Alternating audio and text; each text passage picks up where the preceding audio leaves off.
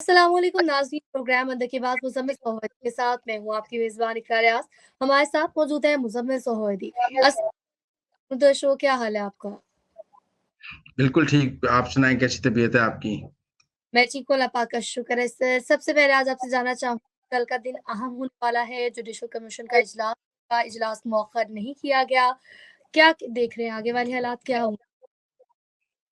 देखिए supreme court का कल जुडिशल कमीशन का इजलास होगा सुप्रीम कोर्ट की बिल्डिंग में। जी। तैयारियाँ मुकम्मल हैं। सुप्रीम कोर्ट में 8 जजेस तैनात होंगे। हुँ, मंसूर अली शाह के साथ 4 जजों ने खत लिखा है। आज बैरिस्टर अली ज़फ़र ने खत लिखा है कि जुडिशल कमीशन का इजलास रोका जाए। सुप्रीम कोर्ट बार ने, सिंध हाई कोर्ट बार ने, बलूचिस्तान हाई कोर्ट बार ने, पंजाब बार कौंसिल ने, बाकी बार कौंसिल्स ने कहा है कि इजलास हो और इजलास कल होगा। लाहौर बार ने कल एहतजाज की कॉल दी हुई है। उन्होंने सुप्रीम कोर्ट के बाहर धरना देना है। देखते हैं वो कितने वकील लेके जा सकते हैं। कल ये भी पता लग जाएगा कि पीटीआई के पास कितने वकील हैं और कितने लोग कल इस्लामाबाद सुप्रीम कोर्ट की बिल्डिंग के बाहर पहुंचते हैं। लेकिन कितने भी लोग पहुंच जाएं, कल जुडिशियल कमीशन का इजलास होगा और सुप्रीम कोर्ट में जजेस की तैनातियां होगी।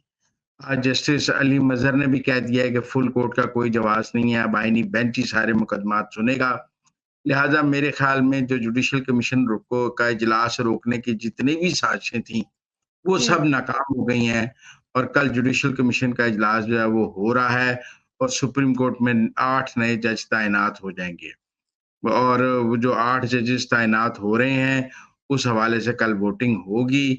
आज पीटीआई के बैरिस्टर अली ज़फ़र का भी खत आया है, लेकिन मुझे नहीं लगता कि इन खतूत के ज़रिए जो है वो जुडिशियल कमीशन का इजलास रोका जाए। ये ज़रूर हो सकता है कि कल के इजलास के एजेंडे में इन खतूत की रोशनी में पहले वोटिंग हो जाए कि क्या इजलास होना चाहिए या नहीं होना चाहिए। ये खतूत चीफ जस्टिस इजलास के एजेंडे पे रख दें और कमीशन के मेंबरान से पूछें और अगर अक्सरियत लोगों ने कहा कि कमीशन का इजलास होना चाहिए, ये खत रद्दी की टोकरी में फेंक दें, तो फिर इजलास होगा और ये खत रद्दी की टोकरी में जाएँगे। मेरा अंदाज़ा यही है कि अक्सरियत की जो है वो इजलास के हक में वोट डालेगी और उसके बाद इजलास होगा। अक़लियत जो है वो इजलास को रोकना चाहती है, अक्सरियत नहीं रोकना चाहती है। बाकी पंजाब से जो सुपरसीडेड जजेस हैं, उनमें से एक के जाने के चांस हैं और सिंध से, बलूचिस्तान से, पेशावर से, सब जगह से जजेस जो हैं, वो हाई कोर्ट पहुँचेंगे। मुझे लगता है सब हाई कोर्ट से 2-2 जजेस भी लिए जा सकते हैं और किसी एक जगह से 3 और किसी एक जगह से 1 भी, लेकिन ओवरऑल चारों हाई कोर्ट्स की नुमाइंदगी बल्कि पाँचों हाई कोर्ट्स की नुमाइंदगी होगी। इनमें chief justice Islamabad high court Aamir Farooq साहब का सुप्रीम कोर्ट जाने का चांस है और सरफराज डोगर साहब वहाँ पर चीफ जस्टिस हो जाएँगे। जो आज बैरिस्टर अली ज़फ़र ने तजवीज़ दी है कि जी इस्लामाबाद हाई कोर्ट में सीनियॉरिटी तब्दील हो गई है, लिहाज़ा इस्लामाबाद हाई कोर्ट के जजेस को ज़ेर गौर ना लाया जाए, वो भी नहीं होगा। Chief justice Islamabad high court मुझे लगता है सुप्रीम कोर्ट चले जाएँगे और सरफराज डोगर साहब वहाँ पर chief justice Islamabad high court का हलफ उठा लेंगे। अब सवाल ये है कि इस्लामाबाद हाई कोर्ट के जजेस अब क्या करेंगे? जी जब सर। सरफराज डोगर साहब वहाँ पर चीफ जस्टिस बन जाएँगे, तो वो क्या करेंगे? क्या मोहसिन कियानी साहब और उनका ग्रुप इस्तीफ़ा देगा? देखिए इखलाकी तौर पे मॉरली तो उन्हें रिज़ाइन करना चाहिए। लेकिन अगर वो रिज़ाइन नहीं करें, तो इसका मतलब है कि वो एक सियासी जो है वो अभी आगे और तनाज़े को बढ़ाना चाहते हैं। लेकिन बहरहाल कल सुप्रीम कोर्ट में 8 जजेस भी तैनात हो रहे हैं और इस्लामाबाद हाई कोर्ट के नए चीफ जस्टिस भी लग रहे हैं। हो सकता है एक आध हाई कोर्ट में और भी नया चीफ जस्टिस लग जाए।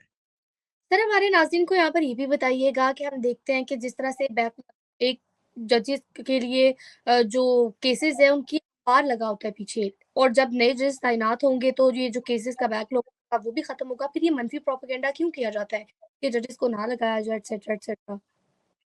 इस वक़्त तो देखें जी वो ये कह रहे हैं कि जब तक 26वीं आईनी तरमीम का फैसला ना हो, तब तक जजेस को ना लगाया जाए। ये एक मंतक है मंसूर अली शाह और तहरीक-ए-इंसाफ का। मंसूर अली शाह के साथ जो 4 जजेस हैं और पीटीआई का ये मौक़िफ़ है। अब उसमें दूसरी साइड की ये दलील है कि 26वीं आईनी तरमीम पर कोई स्टे तो नहीं हुआ किसी अदालत से। किसी अदालत ने 26वीं आईनी तरमीम को सस्पेंड तो नहीं किया हुआ। और अगर आईनी तरमीम सस्पेंड नहीं है और वो फील्ड में मौजूद है, तो फिर आप वो तरमीम इफ़ेक्टिवली मौजूद है और उसके तहत काम होगा। आईनी तौर पे वो तरमीम आइन का हिस्सा है, यहाँ तो सुप्रीम कोर्ट से मुअत्तल हो जाती ना तरमीम। जब तरमीम मुअत्तल नहीं है, तो फिर तरमीम के तहत काम होने हैं, लिहाज़ा जुडिशल कमीशन का इजलास तरमीम के तहत होगा और जजेस की तैनाती होगी। सुप्रीम कोर्ट बार और मुतअद्दिद बार्स ने इस मौक़िफ़ की हिमायत की है कि इस वक़्त जुडिशल कमीशन का इजलास आइन के मुताबिक होना चाहिए और उसको रोकना गैर आइनी होगा, इजलास का होना गैर आइनी नहीं है, इजलास का होना आइन के मुताबिक है।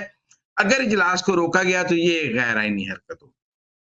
सर आगे बढ़ेंगे, अब बात करेंगे इख्तिलाफ़ात को लेकर। देखते हैं कि दिन-ब-दिन एमक्यूएम के इख्तिलाफ़ात में बहुत ज़्यादा तशवीशनाक हद तक इज़ाफ़ा हो भी चुका है।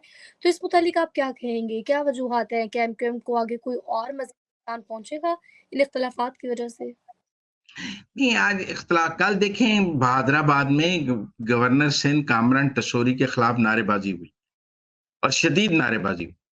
उसके बाद मुस्तफ़ा कमाल और अनीस कायम खानी ने, जो सेंट्रल एग्जीक्यूटिव का ग्रुप है, वो लेफ्ट कर दिया और उनके लेफ्ट करने के बाद कारकुनों ने और नारेबाजी की, क्योंकि कारकुनों की ज़्यादा तादाद मुस्तफ़ा कमाल के साथ है। जो तंज़ीमी ग्रिप है ना, वो मुस्तफ़ा कमाल और अनीस कायम खानी की है, वो खालिद मकबूल सिद्दीकी या कामरान टसोरी की नहीं है। लेकिन आप समझें इस वक़्त लड़ाई क्या है? इस वक़्त एमक्यूएम में कायदे तहरीक का ओहदा खाली है। कामरान टसोरी साहब खुद को एमक्यूएम का फादर फिगर समझते हैं और वो समझते हैं कि उन्होंने एमक्यूएम की एस्टेब्लिशमेंट से सुलह कराई है और ये सब सीटें एमक्यूएम की कामरान टसोरी की वजह से हैं। लिहाज़ा वो खुद को एमक्यूएम का कायदे तहरीक बनाने की कोशिश कर रहे हैं और उनका मौक़िफ़ है कि एमक्यूएम का कायदे तहरीक उनको बना दिया जाए। दूसरी तरफ मुस्तफ़ा कमाल का मौक़िफ़ है कि कारकुनों की ज़्यादा तादाद मेरे साथ है। मैं कारकुनों में ज़्यादा पॉपुलर हूँ, कारकुन मेरे साथ हैं। आप अगर कारकुनों की राय लेंगे तो फिर मुझे कायदे तहरीक होना चाहिए। हुँ। अब ये कायदे तहरीक बनने की लड़ाई है। देखिए ना, अल्ताफ़ हुसैन के जाने के बाद पहले अल्ताफ़ हुसैन कायदे तहरीक थे, तो अब नया अल्ताफ़ हुसैन बनने की एक लड़ाई है कि वो नया अल्ताफ़ हुसैन कामरान टसोरी होगा या मुस्तफ़ा कमाल होगा। ये जो लड़ाई है, ये लड़ाई इस वक़्त सबसे बड़ी लड़ाई है। इसको बार-बार दबाया जाता है, इसको बार-बार इसके ऊपर पानी डाला जाता है। कामरान टसोरी साहब की अपनी जो हैं विशेज़ हैं, उनकी ख़्वाहिशात हैं। इसी तरह मुस्तफ़ा कमाल साहब समझते हैं कि वो भी एक धड़ा लेकर आए हैं, उनको अभी तक सही अकोमोडेट नहीं किया गया। फिर खालिद मकबूल सिद्दीकी साहब ने सब कुछ अपने पास रखा हुआ है, 2 वज़ारतें भी उनके पास हैं, पार्लिमानी लीडर भी किसी को नहीं बनाते, सिंध असेंबली में भी किसी को नहीं बनाते। सारा कुछ उन्होंने अपने पास रखा हुआ है और वन मैन शो के तौर पर पार्टी को चला रहे हैं। उस पर भी है। अब ये कमेटियाँ बनी थी और ये जो कमेटियों के नोटिफ़िकेशन पे लड़ाई हुई है, लेकिन इसमें जो कामरान टसोरी साहब को पूरी सिंध असेंबली के तरक्याती फंड देने की बात हुई, उस पर सबको इतराज़ था। ये कामरान टसोरी साहब तो सिंध की पार्लिमानी सियासत को कंट्रोल करना चाहते हैं और इस तरह वो सिंध के फादरली फिगर बनना चाहते हैं, जिसको जो कोई भी तैयार नहीं था। तो टेक्निकली ये कायदे तहरीक बनने की लड़ाई है, जो इस वक़्त मुस्तफ़ा कमाल और कामरान टसोरी के दरमियान हो रही है। बड़ों ने सुलह तो करा दी है, जिन्होंने एमक्यूएम को इकट्ठा किया था, उन्होंने रात को फिर दोबारा सबकी सुलह तो करा दी है। सारा इजलास हो गया है। पहले भी फारूक सत्तार, खालिद मकबूल और मुस्तफ़ा कमाल की इकट्ठी प्रेस कॉन्फ्रेंस कराई गई थी। अब भी इकट्ठी करा दी जाएगी, लेकिन जो तनाज़ा है वो कायदे तहरीक बनने का है। जब तक वो हल नहीं होगा, दोनों इस पोज़ीशन के लिए खुद को एस्पायर कर रहे हैं। नाज़रीन, ये थी आज के अंदर की बात। आपसे मुलाकात होगी अगले प्रोग्राम में। हमें दीजिए